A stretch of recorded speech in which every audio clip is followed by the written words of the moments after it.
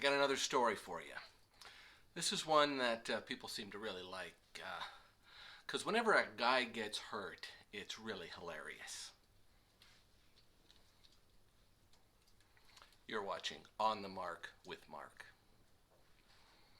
This is my goose attack story. And I'm not Captain Sully, but I ran into some geese one time that caused me a lot of trouble. Now, I used to bicycle to and from work most days of the week, and had a real nice commute. It was just about a 20-minute commute, but between my house and work was a lake, and right through the middle of this lake was a causeway. It was built by the railroad so that they could do maintenance to some of their tracks that also formed a causeway that was parallel to this. And as a consequence to this causeway being built there, bushes grew up alongside of the lake, and the Canadian geese would nest along these bushes. So here is this narrow area with Canadian geese nesting on the sides of it. And the railroad allowed the city to build a bike path right through this causeway. So it was the nice direct path to and from work for me, and it was a beautiful shortcut too, plus you got to ride by the lake. It was really a nice place to go. Well, one morning, in fact it was my first ride of the year in 2006, and I came around the corner to hit that causeway, and I was not up to current events on where the geese were with their egg laying and the goslings.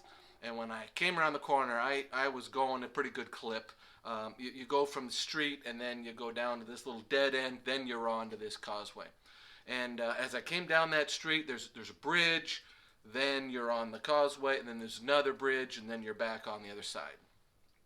As I came around that corner, I saw a pretty large gathering of geese over there. So I'm like, okay, this is a problem. I'm just gonna go tearing past these guys as fast as I can before they have a chance to react. So I put the coals to it, and I'm heading down that dead end, and I get on the bridge, and now I'm up a little bit higher, and I can see what's going on there. And there are goslings everywhere. This is big trouble.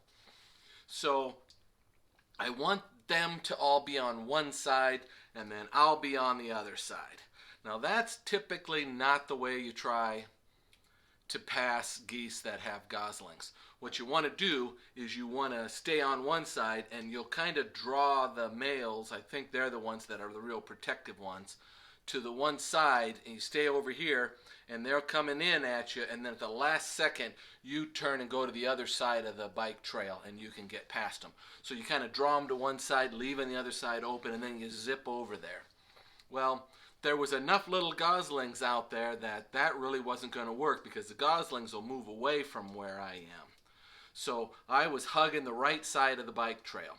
And the goslings are doing a pretty good job. They're moving all over to the left, and it's going great, except for one little pecker. He wasn't paying attention, and he was dilly-dallying there, and I figured, like the old mama bear thing, you don't want to get between the parents and the baby. So I kind of hesitated for a little bit, and finally he caught on that he was on the wrong side. Meanwhile, this male is coming towards me. He's coming because he sees that one by himself. So I am just hugging the right edge of the bike trail. It's a blacktop trail. And that gosling finally gets his way over onto the right side. Or onto the left side, the correct side. And so he's cool now. So I lay back onto it again. I'm hitting the pedals hard and trying to accelerate to get back past these adults. But just as I'm doing that, one of them flies up in the air, and I've had that happen before, and I've dealt with it before. I've been hit by the wings before. By the way, the leading edge of the wing of a Canadian Goose is really sharp. If it hits you, you know you got hit by something. Also, those little webbed feet have got claws on the ends of them. And also, when they bite you, they don't just bite. I mean, they don't just pinch, and the pinch is hard enough, but then their head is going like that. So these are some nasty animals. Hates the Canadian geese. So he flies up in the air there, and I wasn't expecting that. Well, I was on the edge of the bike trail, like right there, and it drops down, I don't know, maybe 3 inches down onto the grass there. And I was just right on the edge, giving them as much room as possible. And when he flew up in the air, it startled me enough that I bobbled my handlebars a little bit, and my tire slipped off the edge of the bike trail. So that's happened to me before, and it's not a big deal. What I typically do is you just ride off into the grass a little ways, you get a little ways away from the trail, and then you come back and you hit it at, a little sharper angle. Well, this didn't work this time, because when I bobbled, my balance was such that I was still over the bike trail, but my tires were down on the grass off of the edge. And I was hitting the bike trail at such a sharp angle that as I was turning my handlebars into the bike trail, the tires, along with the wet grass from the early morning dew, just couldn't bite on that edge there. And as I was turning my handlebars, and the bike wasn't coming back, and this goose is still there attacking me, and this is all sort of going in slow motion at this time. I'm turning my handlebars, and the bike isn't coming back, and I'm leaning over, and it's apparent in a split second that I'm going down. I'm not going to be able to catch this thing. So in my head, I'm thinking, okay, I could bail off of the bike, and I could just put my hands out and try to catch myself as I fall. And I thought, I don't want my hands all road rashed. Those are my hands, Plus, I think that hitting like that actually could break my wrist. And so I made the conscious decision that I would keep my hands on the handlebars all the way to the ground. Now, I did parachuting in the early 80s. And we had to do, it's a PLF, it's a practice landfall, parachute landing fall, something like that. And what they taught us in this class was that when you land, you come down and you hit the balls of your feet, and then you try to keep rolling, and you get your calf. You want the biggest parts of your body to be absorbing the impact, so it goes to your calf, and then it goes to the side of your thigh, and then you try to turn, and then you catch the whole side of your back there. That's how you come down. You land when you're parachuting. So my thought was, I'm not kidding, this is all split-second decisions. I'm going to spread the entire impact over the whole left side of my body.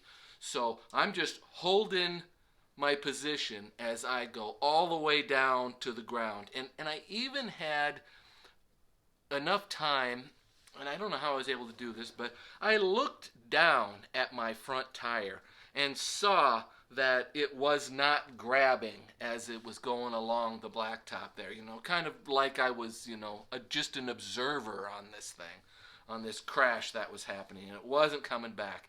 So I'm going down, and I got my hands on the handlebars. I'm not reaching out. My elbow might have stuck out a little bit. Maybe I put my knee out. I'm not sure.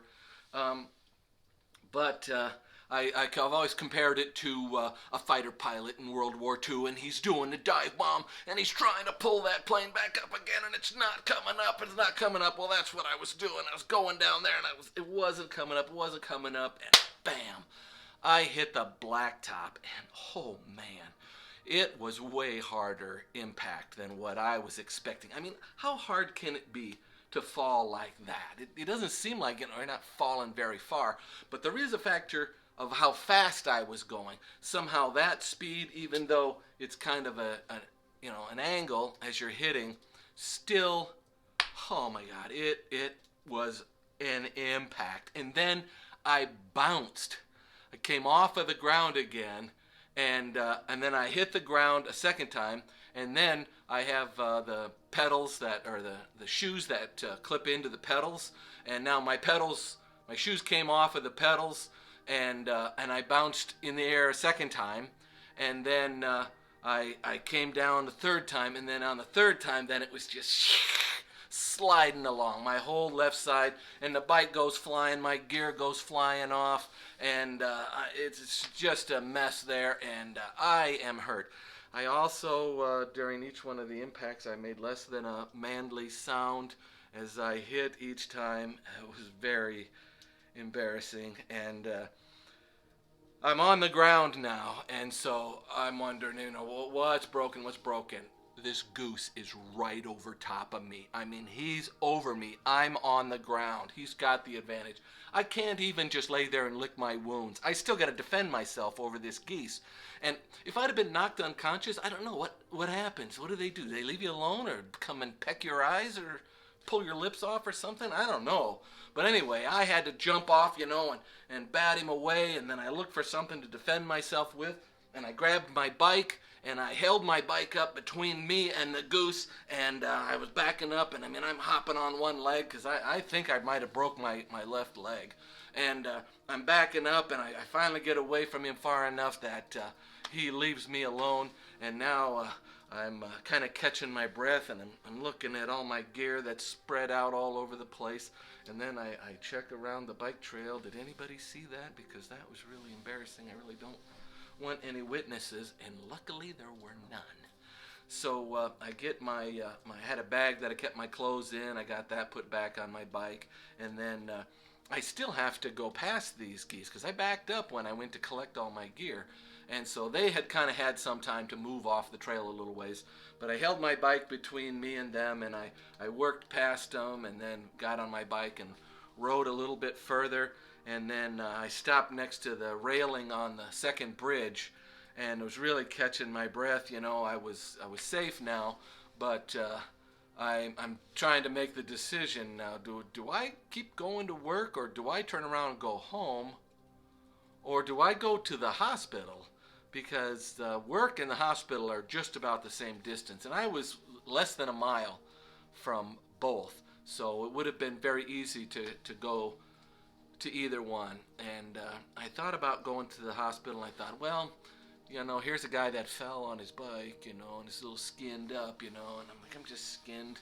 And I thought there's probably people down there with compound fractures and bullet wounds and stuff, and I didn't want to go in there sniffing and crying that I scraped my knee on the ground, so I decided against it. Plus, who knows, they might have had to take x-rays and stuff, and then that would have been expensive for something that, I checked my joints out, and I could move everything. And if you got a broken bone, I've had one before, it's not something you can ignore. So I figured nothing's broken, I'll go on to work. So I pedaled the rest of the way to work, and I'm checking, and I'm bleeding, I got some pretty major road rash on me.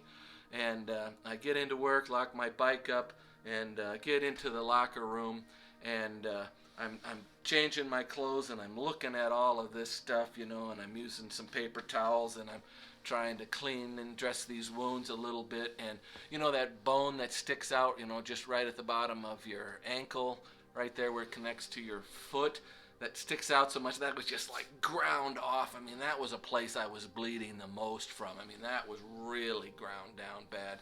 But my whole calf and the side of my thigh, and caught my hip bone a little bit, and side of my arm here, and up to my shoulder, all skinned up. But my hands were just fine. I did not scuff them up.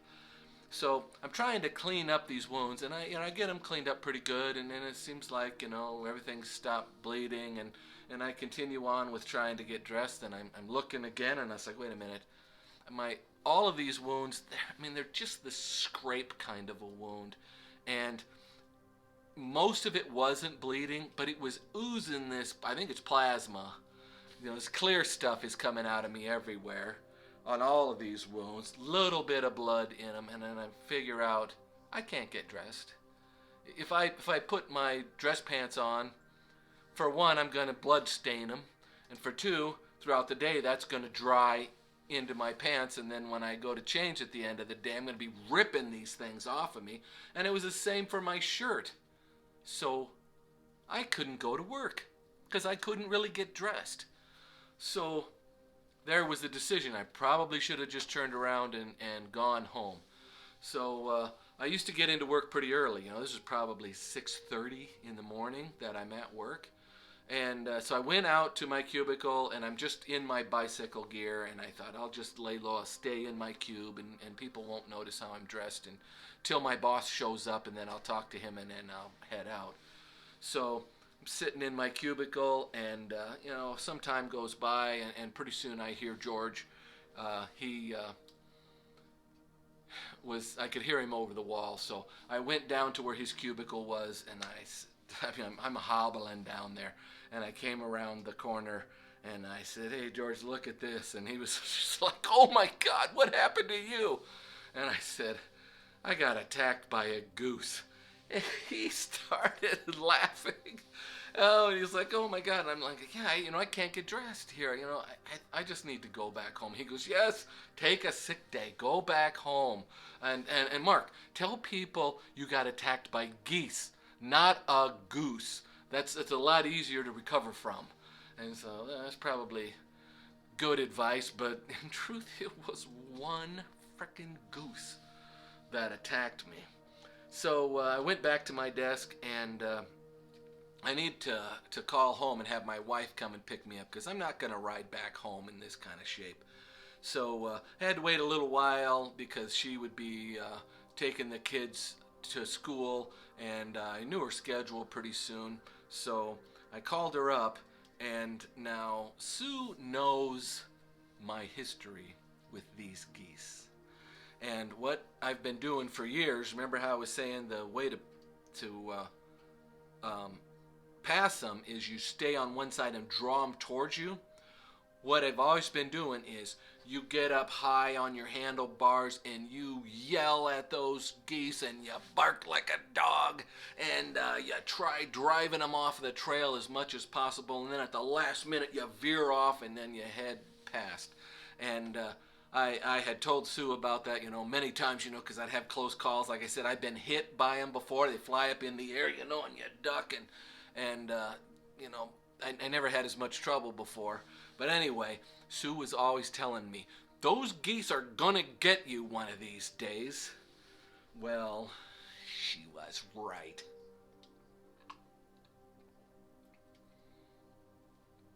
So I call her up, I get her on the phone, and in my best whiny little boy's voice, I get her on the phone, and I said, "Can you come and pick me up?" And she says, "Why?" And I said, "Because I fell off my bike." And she said, "How did you fall off your bike?" And I said, "I was attacked by a goose for no reason." And she's like, laughing, and I go, yeah, this is real funny.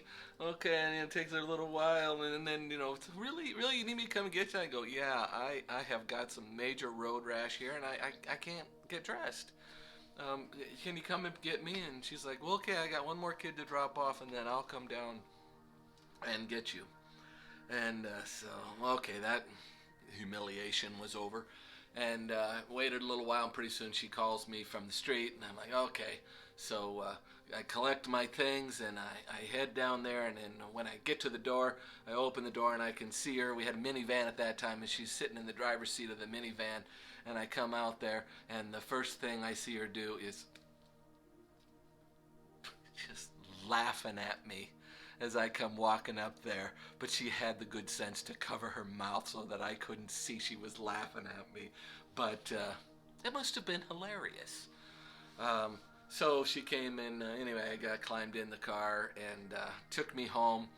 And so I spent the day mostly laying on the couch. I had a bathrobe on, but I kind of just laid on one side and sort of letting this stuff all do its thing, as it scabs over, I guess. And I was only laying there for a little bit. I'm home probably by 8:30, Well, this is just stinging and tingling, and my bones even hurt, from that. And I decided I'm having a beer. So I went and got myself a beer. And Sue was off running another errand. I don't know if she had another kid. I don't think so. But anyway, she was off, and then she came back, and then she sees me, and I'm sitting in front of the TV, and I'm drinking a beer, and she's like, "What are you doing?" And I'm like, "Oh, hey, this is for medicinal purposes." And she thought that was pretty funny. When she got back to work, then she worked at the kitchen at the school, and a bunch of ladies, and then she tells the story there, and of course they all get a big laugh out of it because it's so funny. A guy got hurt, and then she goes, "Now he's at home drinking beer, and he tells me it's for medicinal purposes." And they got a big roar out of that too. But I wasn't just one beer either. I kind of got into it. I don't go crazy, but anyway, I had a few beers that day to tend to my wounds. It's kind of a reoccurring theme with me. So, watch out for these damn geese. I mean, they are flippin' dangerous. And I've heard other people having trouble with them too, going through that area. And the city did later take some actions to try to reduce the goose population. They did a funny thing. They went in and they dipped all their eggs in, I think, vegetable oil. And somehow that sealed the pores on the eggs and caused the goslings to suffocate in the eggs. But they'll still sit on it, and then they will run out of time and they won't be able to lay again. And so you don't get the multiple generations because they come back to the same place all the time. So that actually did help quite a bit. There were less and less. But anyway, geese. You gotta hate them. Thanks for listening to my story. You're watching On the Mark with Mark.